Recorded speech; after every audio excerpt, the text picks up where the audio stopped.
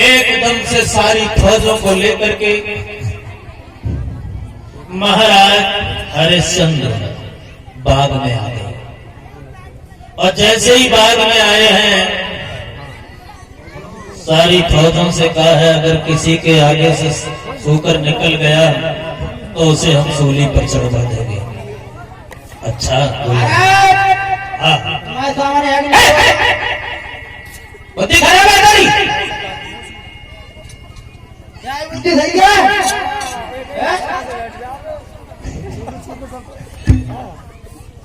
हमारे यहाँ नौकरी करो, हम पैसे हो के बुद्धि मारा। तुम मारे आओ, हमारे आगे भी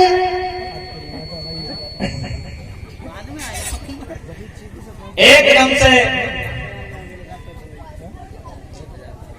राजा वाली बात विश्वामित्र सोचने लगे अगर हम किसी के आगे से निकल गए तो राजा फांसी लगवा देगा, इसलिए इसी के आगे से न निकलो। अगर इसके आगे से निकलेंगे तो कम से कम सिपाही की जान तो बच जाएगी। एकदम से जैसे ही छलांग लगाई विश्वामित्र ने, हरिश्चंद्र पीछे भागे। और जैसे ही हरिश्चंद्र भागे, विश्वामित्र ने एक महात्मा का रूप बना करके झाड़ी की आड़ लेकर के खड़े हो गए। हरिश्चंद्र भागते आ रहे, बाबा जी सीताराम। सीताराम बेटे सीताराम। तुमने इधर से एक सूकर जाता हुआ देखा है? सूकर? हाँ। सूकर का क्या करोगे महाराज? हमारा बाग उजाड़ दिया है और उसे हम कुछ दूर तक भगाएंगे तो लौट के नहीं आए। देखा करो महाराज। नहीं देखा है? जवाब दिया है महाराज, सूकर तो मैंने नहीं देखा है, लेकिन आप कौन हो? जवाब दिया, तुम हमें नहीं जानते हो, हम हरिश्चंद्र हैं। हम तुम्हारे ही पास आ रहे थे, तुम हमें रास्ते में ही मिल गए। क्या बहुत बढ़िया बात हुई। क्यों क्यों आ रहे थे हमारे पास? अरे हम इसलिए आए थे, हमारे एक बेटी है, अब वो विवाह के योग्य है, हमने सोचा कुछ दान मिल जाएगा तो बेटी का विवाह कर देंगे। बोले ठीक है, मांगो क्या मांगोगे? बोले ऐसे नहीं मांगेंगे। फिर कैसे मांगोगे? हमने मांगा, तुमने नहीं दिया। जवाब दिया, तुमने हमारा नाम नहीं सुना है। बोले नाम तो सुना है, लेकिन विश्वास नहीं करते हैं। कैसे विश्वास करोगे?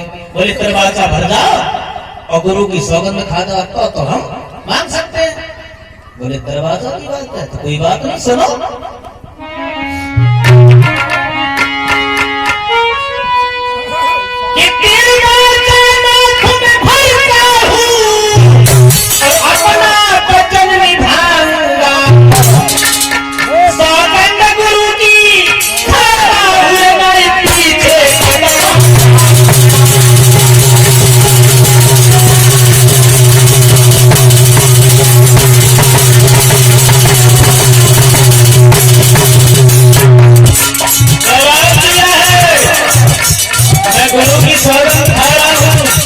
जो कहूंगा वो करके दिखाऊंगा।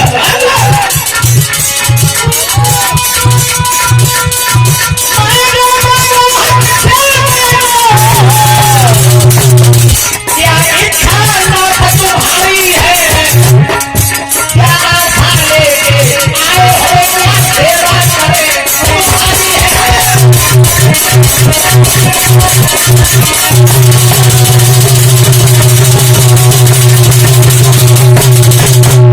जवाब दिया, मांग लीजिए, क्या इच्छा है तुम्हारी? जो मांगोगे हम वही देंगे, वही देंगे, वही देंगे। अच्छा, लेकिन महाराज अभी हमारे पास केवल कुंजी और लगाम है, तो इसी का संकल्प कर दो। महाराज ने संकल्प कर दिया। बोले दक्षिणा और मांग लो। बोले दक्षिणा में 60 भर सोना चाहिए। चलो मिलेगा।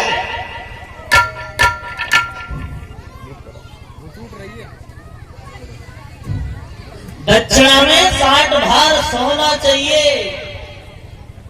महाराज हरिश्चंद्र जो थे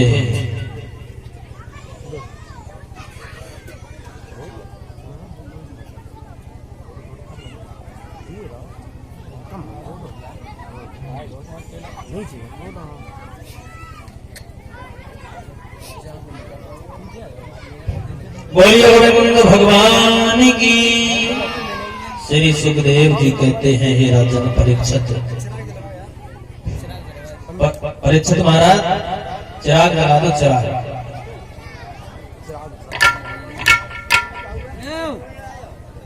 श्री सुखदेव जी कहते हैं, हे राजन परीक्षित,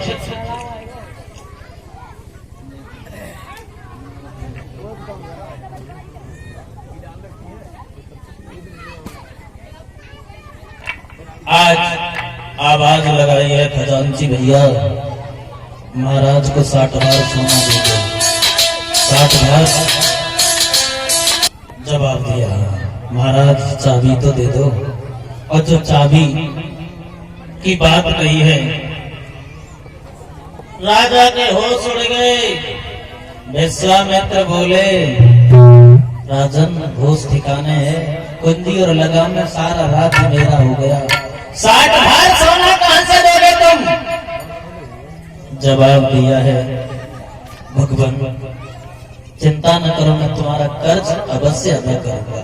पहले अपनी रानी से पूछ करके आता हूं। रानी से? बोले हाँ। जवाब दिया है, मैं अपनी रानी को भी बेच दूंगा, लेकिन तुम्हारा कर्ज अदा करूंगा। तुम्हारी रानी तुम्हारे साथ बिक जाएगी? बोले बिल्कुल। तुरंत आज हरिश्चंद्र वहां से चले हैं। जवाब दिया है, महाराज मैं अपनी रानी के पास जा रहा हूं। जैसे रानी के पास पहुंचे हैं और रानी ने आता हुआ देखा,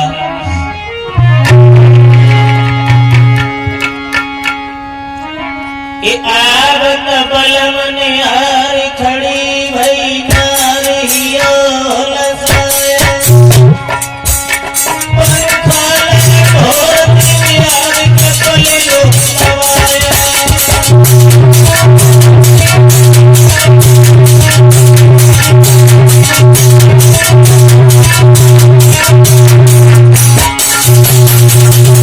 अपने साजन को आता हुआ देखा, सम्मान किया। आवत कंठनिहारी खड़ी भई नारी कहियो लसाया, पंखाले भोर निहार कपलियो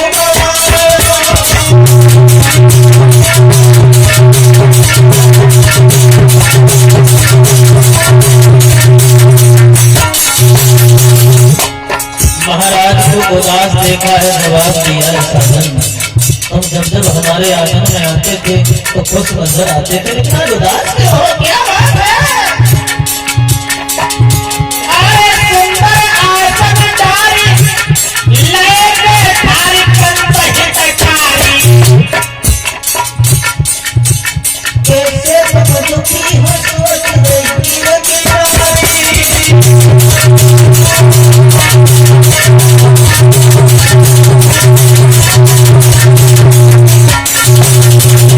जवाब दिया है, महाराज क्या बात है जो तुम उदास हो? जवाब दिया, क्या बताएं? एक संत ने सारा राज्य ले लिया है और 60 भार सोना और बचा है, क्या तुम हमारे साथ दिख सकती हो? है? बोले क्यों नहीं, इस शरीर पर तुम्हारा अधिकार है, तुम जो कहो वो कर सकते हो। लेकिन चाहे रोहितास भी आ जाता है, महाराज हमें भी बेच दो।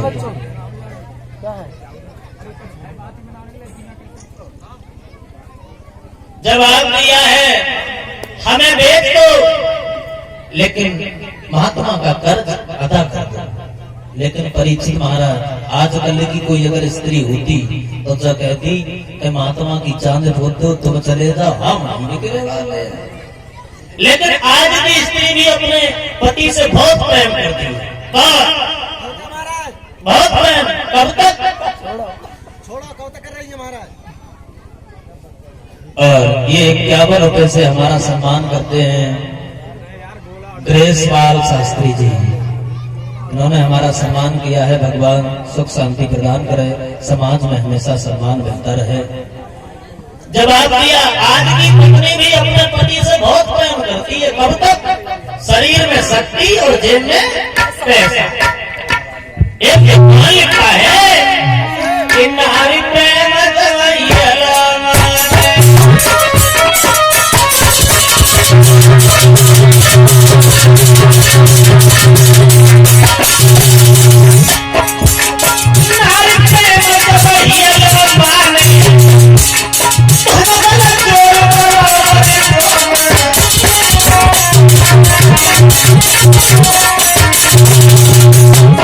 आपने देखा होगा कहीं अगर परदेश में तुम जाओ, पैसा पैदा करके लाओ, घर में घुसो तो अम्मा तो मोह से भजे, बहू से भजे नाटक को इतने दिन बाद आओ कुछ लाओ के खाली चलो आओ।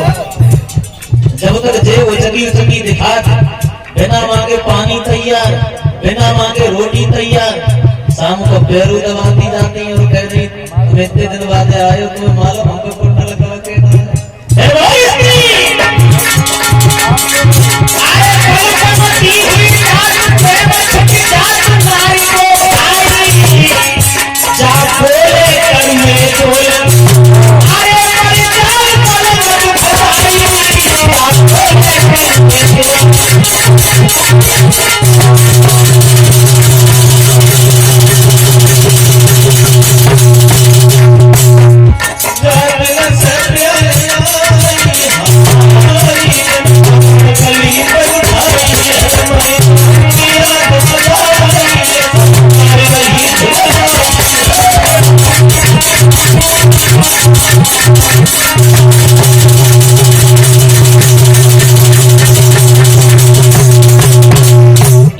हरिश्चंद्र से तारावती बोली है, स्वामी हमें बेच दो लेकिन महात्मा का कर्ज अदा कर दो। रोहिदास भी आ जाते हैं। रोहिदास बोले हैं पिताजी हमें भी बेच दो लेकिन महात्मा का कर्ज नहीं रह जाएगा। सारे वस्त्रों को उतार के रख दिया, जितने भी राजसी वस्त्र पहने थे। महात्मा विश्वामित्र आ गए हैं बाबा के भेष में, और जैसे ही बिकने के लिए तीनों प्राणी चले हैं, अपनी जन्मभूमि को छोड़ते बहुत दुख होता है। जब कोई गांव से निकल के जाता है तो छाती फट जाती है। हरिश्चंद्र बोले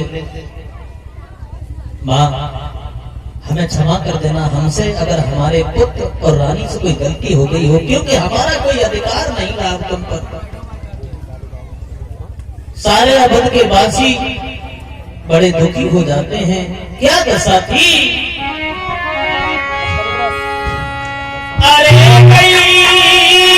अवध उदासी छाई, हर बिकरे जाए रे तीनों प्राणी।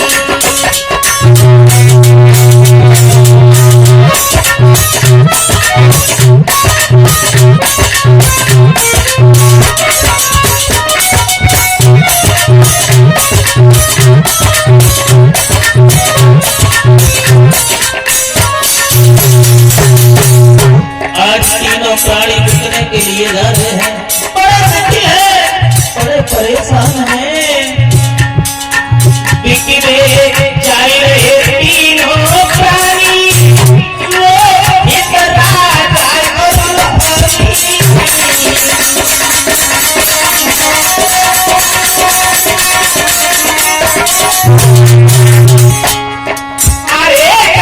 अवध उदासी छाई,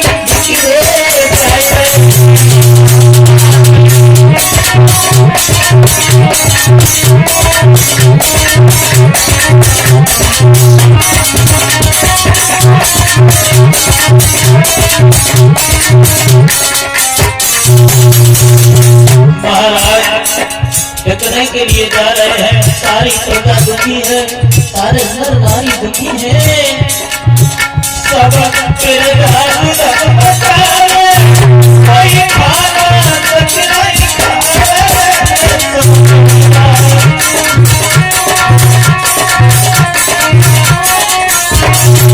बेटे मानो सब तेरे घाट तक बचाए, कोई खाना तक नहीं खाए।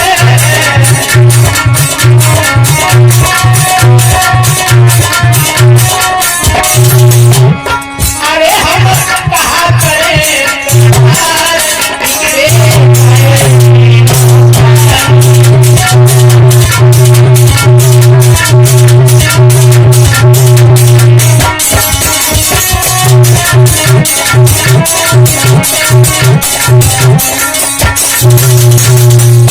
आज तीनों प्राणी बिकने के लिए जा रहे हैं। महाराज हरिश्चंद्र, तारावती और रोहितास विश्वामित्र बाबा के भेष में जा रहे हैं। तीनों प्राणी चले हैं। अपनी जन्मभूमि को प्रणाम करने के बाद पैदल नहीं चला जाता है, बड़ा दुख सह रहे हैं। रानी के पैरों में छाले पड़ जाते हैं। जवाब दिया है और 51 रुपए ये धर्मेंद्र भैया की तरफ से आए हैं। 51 रुपए से हमारा सम्मान करते हैं। भगवान सुख शांति प्रदान करे, समाज में हमेशा सम्मान मिलता रहे। बोलिए भगवान की। श्री सुखदेव जी कहते हैं, हे राजन परीक्षक, रानी पे पैदल नहीं चला जाता है। कभी पुलियों से बाहर नहीं निकली थी, वो नंगे पैरों जा रही है, भला उस पे कहां चला जाएगा।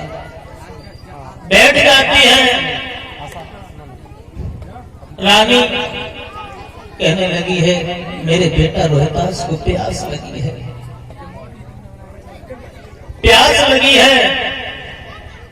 विश्वामित्र ने सोचा है कि तीनों प्राणी प्यासे हैं, इन्हें पानी पिलाया जाए।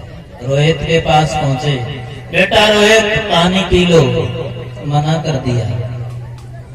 हरिश्चंद्र से पूछा पानी पी लो, उन्होंने भी मना कर दिया, रानी ने भी मना कर दिया।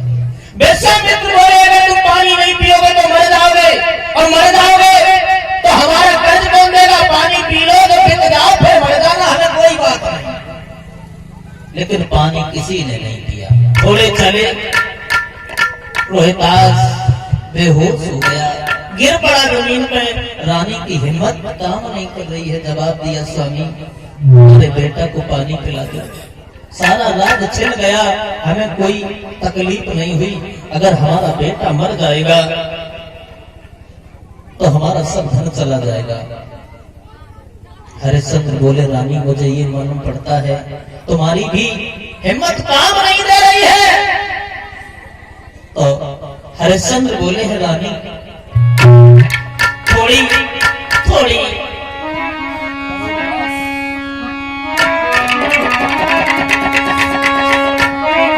जवाब दिया है कि मेरी बड़ी बड़ाई बात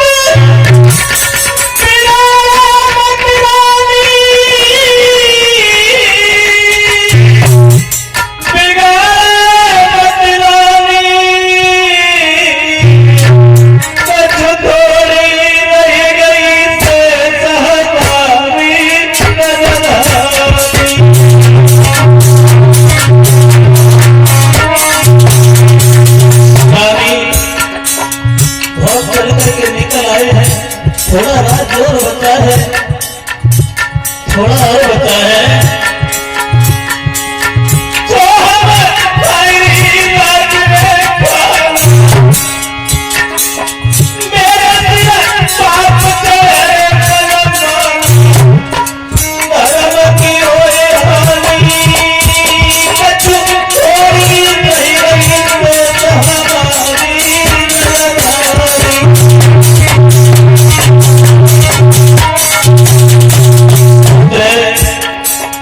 बेटा को भूख उठा लो, मुंह पे हवा कर दो, बेटा को होश आ जाएगा। जब तक हमारा राज रहेगा न तो खुद पानी पी सकते हैं न अपने बच्चों को पिला सकते हैं। पानी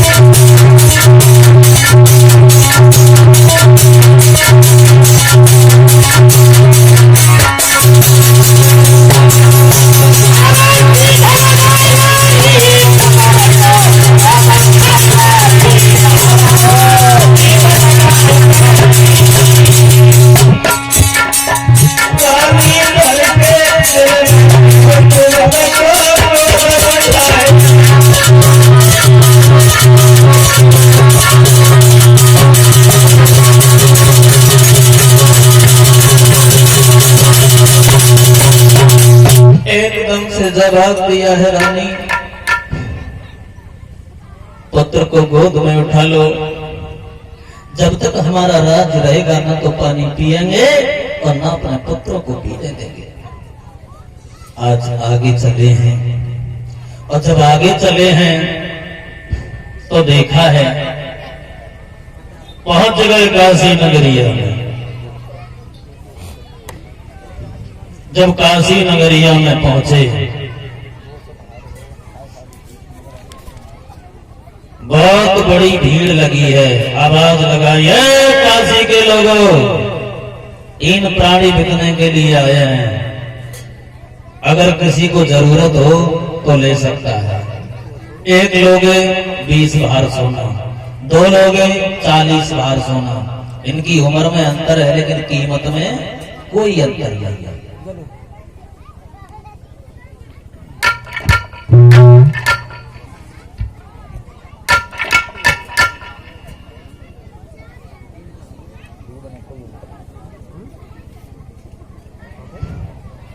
जवाब दिया है, कीमत में कोई अंतर नहीं है। सुबह से शाम हो गई, कोई नहीं आया। जब कोई नहीं आया है, आवाज लगाई है।